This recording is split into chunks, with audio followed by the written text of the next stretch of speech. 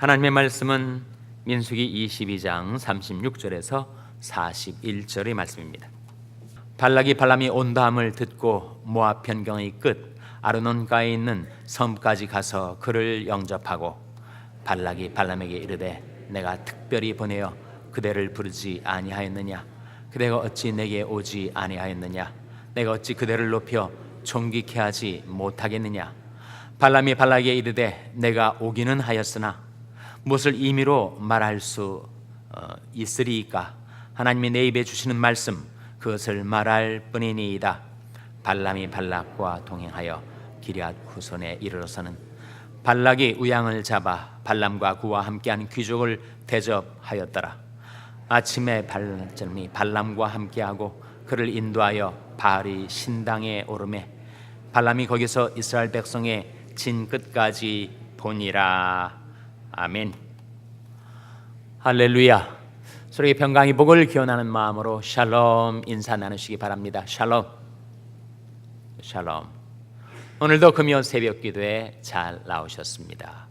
우리 자녀들의 금요 모임이 저녁 시간에 있게 됩니다. 우리 유초등부, 중고등부 금요 모임이 있어서 우리 자녀들이 말씀 배우고 기도하고 찬송하고 특별히 짐에서 스포츠 액티비티가 매주 금요일 방학 중에 있게 되는데 우리 자녀들이 교회 나와서 마음껏 친구들과 함께 뛰놀고 운동할 수 있도록 학부형들께서는 자녀들 금요 모임에 보내주시기를 바랍니다. 우리가 발람의 이야기를 성경에서 계속 보고 있습니다. 발람과 발락 둘 다 이름에 뭐가 들어가요?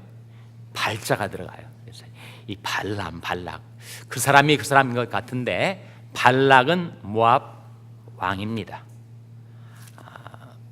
발람은 소위 선지자라고 하는 인물이에요. 그런데 이스라엘을 저주하려고 모압 왕 발락이 발람을 매수하려 했던 것입니다. 그래서 온갖 금은 보화, 영화, 세상에서 소위 말하는 성공과 출세를 약속하면서 발람을 계속 꾀로했던 거예요. 근데 불행하게도 발람이 점차로 발락의 매수에 휘둘리게 됩니다. 그래서 여전히 말은 정답을 말하고 있지만 그의 마음은 계속 그 유혹에로 기울어져 갔다는 거예요. 하나님이 명확하게 하나님의 뜻을 계시해 주셨습니다. 이스라엘은 내게 축복을 받은 백성이다. 그를 저주하려 하는 발락의 꾀에 빠져들지 말라, 가지 말라 명확하게 말씀을 해주셨는데 자꾸 하나님에게서부터 다른 메시지가 오지 않을까 묻고 또 묻고 그의 마음이 유혹에 기울어져 있는 것을 보고 하나님이 내어버려 두신 거예요. 그래서 결국은 발람이 발락에게로 가게 됩니다. 발람이 온다 하는 말을 듣고 이 발락 왕이 자기 나라 맨 끄트머리 지경에까지 나가서 그를 영접해요. 정말 영광스럽게 영접을 합니다. 오늘 본 말씀 36절에 나오는 말씀이죠. 36절 말씀 같이 읽겠습니다. 시작. 발락이 발람이 온다 함을 듣고 모압 변경의 끝 아르논가에 있는 성읍까지 가서 그를 영접하고 왕이 왕도에 궁궐에 있질 않고 저 먼 지경 국경 맨 가장자리까지 나아가서 발람을 영접을 한 거예요. 뿐만 아니라 이러한 약속을 해줍니다. 37절에 발락이 발람에게 이르되 내가 특별히 보내어 그대를 부르지 아니하였느냐? 그대가 어찌 내게 오지 아니하였느냐? 내가 어찌 그대를 높여 존귀케 하지 못하겠느냐. 존귀와 영화를 주겠다. 발락이 이렇게 말합니다. 내가 오기는 하였으나 무엇을 임의로 말할 수 있으리까? 하나님이 내 입에 주시는 말씀 그것을 말할 뿐이니이다. 발람이 말은 맞는 말이죠. 말은 맞는데 마음이 틀린 것입니다. 그럴 때가 있지 않습니까? 우리가 하는 말하고 내 마음이 다를 때가 있어요. 발람이 말은 맞았지만 그의 마음은 잘못돼가고 있는 것입니다. 발람이 발락과 동행하여 기럇 후손에 이르러서는 발락이 우양을 잡아 발람과 그와 함께 귀족을 대접하였더라. 이 발람이 정말 시험 속에 점차로 끌려 들어가는 거죠. 선지자는 특성상 혼자 외롭게 사는 인생인데 발락이 국경까지 나와서 그를 영접해 주지 않나, 그를 존귀케 해 주겠다고 약속하지 않나, 또 실제로 온갖 우양을 잡아서 그를 귀인처럼 대접을 해주지 않나. 정말 나를 이렇게 알아주는 사람이 세상에 또 누가 있겠나. 그런 마음, 그런 생각이 발람에게 들지 않겠습니까? 그도 인간인데 아무도 나를 알아주지 않는데 이 발락 모압 왕은 나를 정말 알아주는구나. 인정을 받고 또 영화와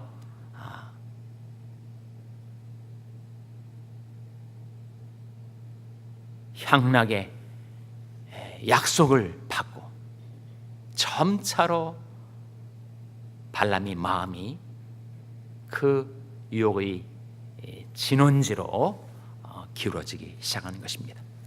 그러더니 결국 어디까지 나가게 됐는가? 41절에 보시면 이런 말씀이 나옵니다. 한번 같이 읽겠습니다. 시작.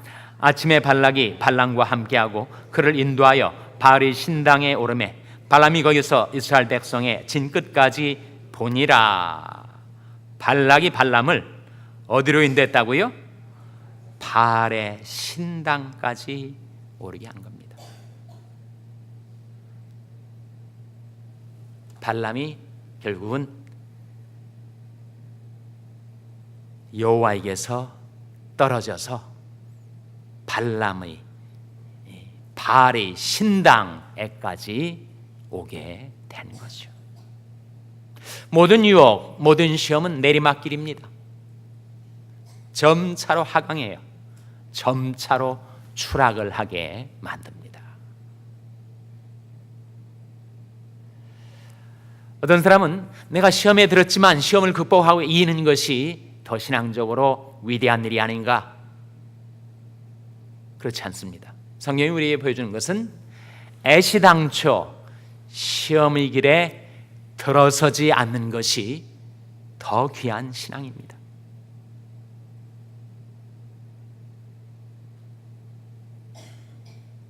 시험에 한번 휘말려 들게 되면 거기서 벗어나기란 극히 어렵습니다. 특히 초보자가 내리막길을 내려오는데 언제든지 내가 맘만 먹으면 스탑할 수 있어. 그렇게 되나요? 계속 마지막까지 내려오게 된다는 거죠. 죄는 관성이 있습니다. 죄는 타성이 있어요.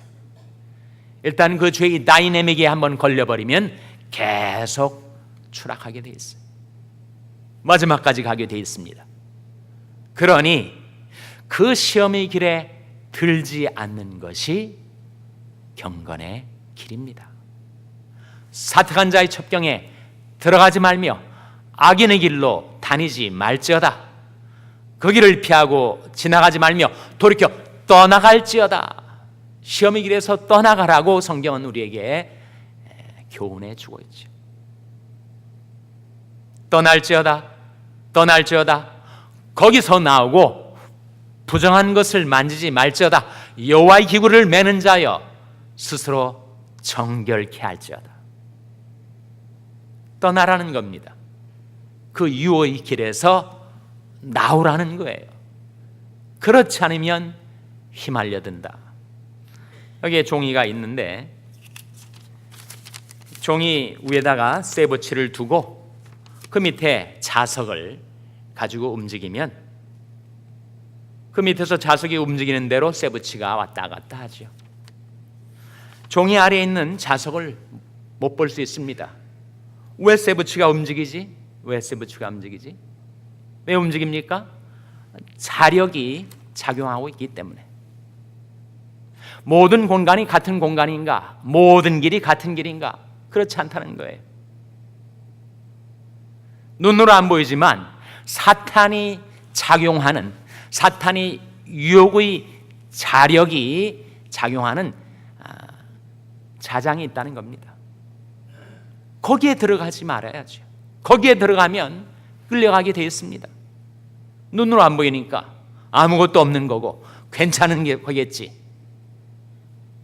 그러나 그 길로 들어서게 되면 이제는 더 이상 자기 의지력으로 자기를 자제할 수 없고 통제할 수 없는 통제 불능의 유혹의 자장권으로 들어가게 된다는 거예요.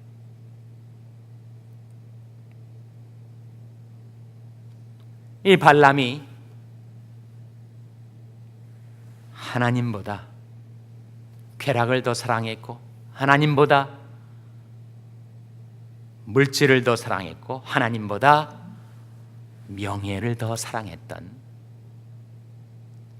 잘못된 선지자. 그래서 결국은 시험에 빨려 들어가고 말았습니다. 야고보서 1장 말씀에 오직 각 사람이 시험을 받는 것은 자기 무엇에 끌려 미혹됨이니 라고 했습니까? 자기 욕심에 끌려 미혹되는 거다. 욕심. 하나님보다 그 뭔가를 더 사랑하면 반드시 유혹이 온다. 하나님보다 물질을 더 사랑하고 하나님보다 쾌락을 더 사랑하고 하나님보다 명예와 인기를 더 사랑하면 그 사람은 시험에 걸리게 되어 있습니다. 오직 각 사람이 시험을 받는 것은 자기 욕심에 끌려 미혹됨이니 욕심이 잉태한 즉 뭐를 낳는다고요? 죄를 낳죠. 욕심이 잉태하면 죄를 낳습니다. 죄가 장성한 즉 뭐를 낳느니라 라고 했습니까? 사망을 낳느니라. 죄가 장성하면 사망을 낳아요. 이 발람이 꼭 그랬습니다. 그 욕심을 떨쳐버리지 못한 채 시험에 걸려들어서 점차로 그 시험의 한가운데로 끌려 들어오더니 결국은 죄를 범해요. 그리고 그 죄 때문에 사망에 이르게 됐는데 자기만 사망에 이르게 되면 좋을 텐데 이스라엘의 많은 사람들이 바알 부올이 덫에 빠져서 그들도 죽게 만들었으니 정말 하나님의 말씀이 맞는 거지. 욕심이 잉태한 즉 죄를 낳고 죄가 장성한 즉 사망을 낳느니라. 그러니 시험에 들지 않으려면 마음의 욕심, 탐심을 물리쳐야 합니다. 예수님께서 삼가 모든 탐심을 물리치라. 사람의 생명이 그 소위 넉넉한데 있지 아니하니라. 이 세상이나 세상에 있는 것들을 사랑치 말라. 누구든지 세상을 사랑하면 아버지의 사랑이 그 속에 있지 아니하니. 세상에 있는 것이 육신의 정욕과 안목의 정욕과 이생의 자랑에서 오는 것이다. 다 세상에서 오는 거요, 하나님께서 오는 것이 아니다. 그러니 세상을 사랑하면, 그 육신의 정욕, 안목의 정욕, 이생의 자랑을 사랑하면 하나님을 사랑하지 못하게 된다. 하나님을 사랑하지 않으면 우리는 시험에 떨어지는 거지. 시험에 떨어지는 것만으로 끝나지 않습니다. 그 인생이 망가지게 되는 거예요. 속지 말라. 악한 동무들은 선한 행실을 더럽힌다. 성경의 교훈 아닙니까? 제가 어제 들었던 이야기인데, 제가 아는 동부의 한 가정의 아들이 정말 잘못된 친구들하고 어울려가지고 대학을 졸업하고 건실한 사회인으로 살아가는 줄 알았는데, 근데 잘못된 친구들하고 어떻게 휘말려 들어가지고 암드 라버리, 무장 강도가 돼가지고 잡혀서 감옥에 있다. 그런 정말 안타까운 이야기를 들었습니다. 처음에 그렇게 될 줄 알았겠어요? 시험에 걸려 들었더니 죄를 짓게 되고, 죄를 지었더니 그 인생이 5년 내지 10년 형량을 받지 않을까, 그런 얘기가 들리니 얼마나 안타까운 일이요. 그 아이 부모님은 얼마나 가슴치며 통과하고 있겠는지. 기도가 절로 나오더라고요. 하나님, 그를 불쌍히 여기셔서 구원해 주세요. 시험에 들기 때문에. 너희는 떠날지어다 거기서 나오고 부정한 것을 만지지 말지어다. 그 가운데서 나올지어다. 여호와의 기구를 매는 자여 스스로 정결케 할지어다. 그래서 시험을 이기는 길은 우리가 돌이켜 하나님을 사랑하고, 성경에 그렇게 말씀하고 있지 않습니까? 그런즉 너희 하나님께로 돌아와서 인애와 공의를 지키며 항상 너희 하나님을 바라볼지니라. 하나님을 사랑하고 말씀의 길로 행하며 살아가는 것. 유혹이 멀리서 나를 손짓해도 돌이켜 하나님을 사랑하고 말씀의 길로 행할 때, 우리가 불렀던 찬송처럼 예수를 위해서 기쁨의 근원 되시는, 우리 모든 삶의 복락의 원천이 되시는 예수를 사랑하고 예수를 기뻐하고 예수를 위해서 살아갈 때, 시험에서 벗어나 의의 길로, 평강의 길로, 생명의 길로 행하는 저와 여러분 될 수 있기를 주님의 이름으로 축원합니다. 기도하시겠습니다. 오늘 말씀 기억하며, 하나님, 저희들은 시험에서 벗어나 주님이 인도를 따라 살게 하여 주시옵소서.